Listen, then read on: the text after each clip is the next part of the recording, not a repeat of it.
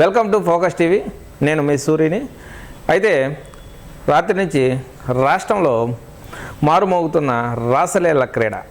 అయితే దీనికి మరి వాళ్ళ అధినేత ఎక్కడున్నాడో ఎక్కడ నిద్రపోతున్నారో రాష్ట్ర ప్రజలు ఎదురు చూస్తున్నారు. అయితే ఎవరా అనుకుంటున్నారా? రైల్వే కోడూరు ఎమ్మెల్యే అరవ శ్రీధరు, యంగ్ ఎమ్మెల్యే, అందగాడు, విద్యావంతుడు, కానీ బుద్ధుల వరకు దుర్బుద్ధులు, కామక్రీడలు. అతను విద్యావంతుడని జనసేన నాని టికెట్ ఇచ్చాడు అని జనాలు అనుకుంటుంటే అతను కామంలో పిహెచ్డి చేసి ఓన్లీ డైరెక్ట్గానే వాట్సాప్లో వ్యవహారాలు చేసే పరిస్థితి. ఒక శాసనసభ్యులు శాసనాలు తయారు చేసే, చట్టాలు తయారు చేసే వాళ్ళకి ఉందంటే అది సామాన్యమైన వ్యవహారం కాదు. అయితే శాసనసభ అనే పవిత్ర దేవాలయం అటువంటిది. కానీ అటువంటి పవిత్ర దేవాలయంకి ఇటువంటి వాళ్ళకి జనసేన నీతిమంతుడు, బుద్ధిమంతుడుగా చెప్తుంటాడు, స్టేజీల మీద చెప్తుంటాడు. ఏది ధర్మాలు న్యాయాల గురించి ఆయన చెప్తాడు. అంటే ఈ రాష్ట్రంలో ఎవరికి తెలియదు, ఏ సభ్యుడు తెలియదని. అయితే ఇప్పుడు డిప్యూటీ సీఎం నిన్నటి నుంచి కనీసం ఎక్కడ ఉన్నాడా, ఏం చేస్తాడా, అసలు అతను ఏం వస్తుంది దాని గురించి ఏమన్నా పార్టీ కానీ పార్టీ ప్రతినిధులు కానీ లేదా వాళ్ళు ఎవరు ఇవ్వని చేత కాకపోతే ఈ పార్టీ అధినేత అన్నా కానీ ఇవ్వాలి కదా. ఎక్కడున్నాడో ఎక్కడ తొంగున్నాడో ఎవడికి తెలియదు. పేరుకి డిప్యూటీ సీఎం. హైదరాబాదు, విజయవాడ ఫ్లైట్లో తిరగమంటే తిరుగుతుంటాడు. ఉదయం బ్రేక్ఫాస్ట్ విజయవాడ, మధ్యాహ్నం లంచ్ హైదరాబాదు, సాయంత్రం డిన్నర్ వచ్చి బెంగళూరు. అంటే అలా ఉంది ఆయన పరిస్థితి. కానీ ఇదంతా ఎందుకంటారా చెప్పేది? ఇప్పుడు అరవ శ్రీధర్ అనే వ్యక్తి, ఒక చట్టాలు తయారు చేసే వ్యక్తి ఇలా చేశాడు. కానీ ఈ అరవ శ్రీధర్ అనేది ఎమ్మెల్యే. కానీ ఇంకొక 2-3 ఉన్నారు జనసేన పార్టీలో. రాయల కిరణ్ అని తిరుపతి నుంచి ఒక వ్యక్తి ఉన్నాడు.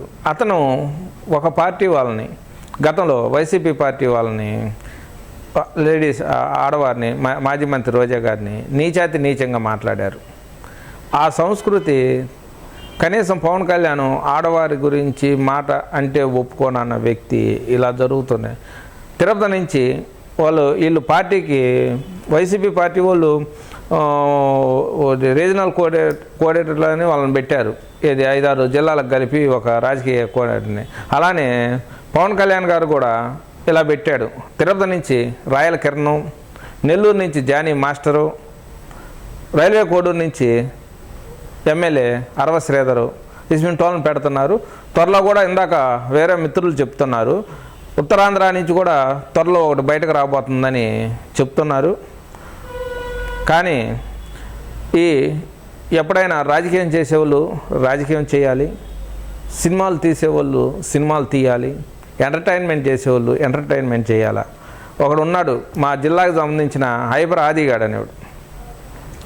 హైబర్ ఆది అనేవాడు ఎక్కడ పోయిండో మరి ఏందో అందరి గురించి నీతులు అన్ని ధర్మాలు చెప్తున్నాడు.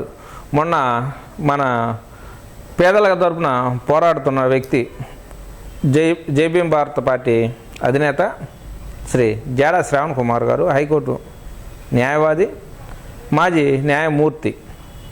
అతను గురించి జడ అన్నీ ఓడతాయని ఏదో తప్పుగా మాట్లాడాడు ఆ రోజు.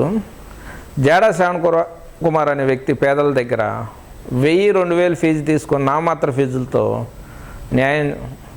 న్యాయదానం చేస్తున్నాడు. ఈ ఐపరాజ్ అనే వ్యక్తి ఒక ఈవెంట్కి వచ్చి లక్షల్లో తీసుకొని వాళ్ళ మీద వీళ్ళ మీద సెటైర్లు వేసుకుంటా డబుల్ మీనింగ్ మాటలతో జనాలందరినీ చేస్తున్నాడు. కానీ ఎవడైనా కానీ దాన్ని ఎవడు ఖండించడంలా. నీకంటూ ఒకరోజు ఉంటుంది, గుర్తుపెట్టుకో. అది హైపరాది, నీకంటూ ఒకరోజు ఉంటుంది. ఎల్లకాలము ఒకటే ప్రభుత్వం ఉండదు, ఒకటే మాటలు ఉండవు. అయితే వైసీపీ ప్రభుత్వంలో సరే న్యూటి వీడియో కావచ్చు, లేకపోతే ఎలాగైనా కావచ్చు, వైసీపీ ప్రభుత్వంలో గోరంట్ల మాధవ్ మన హిందూపురం ఎంపీ, అతని మీద వాట్సాప్లో న్యూట్ వీడియోలు వచ్చాయని అతను వైసీపీ పార్టీ అతన్ని సస్పెండ్ చేసింది. అది తప్పు అయినా రైట్ అయినా ఆరోపణలు వచ్చినప్పుడు ఆ ఆరోపణలు విచారణ పూర్తయిన దాకా సస్పెండ్ చేసి వాళ్ళని పార్టీని సస్పెండ్ చేసి తగు విచారణ పూర్తయినాక వాళ్ళని మళ్ళీ పార్టీలోకి తీసుకొని అలా చేసి వైసీపీ చిత్తశుద్ధి నిరూపించుకుంది. అలాగనే జనసేన కూడా అలా పార్టీని సస్పెండ్ చేసి ఎమ్మెల్యే పదవికి రిజైన్ చేయించి తగు విచారణ చేసి అది ఎంతవరకు కరెక్టా 1000% కరెక్ట్ అని పర్టికులర్ కానొస్తుంది. అది కరెక్టా కాదనేది విచారణ జరిపి తగు చర్యలు తీసుకోవాలని ప్రజలు కోరుకుంటున్నారు. చూస్తానండి ఫోకస్ టీవీ. ధన్యవాదాలు మిత్రమా.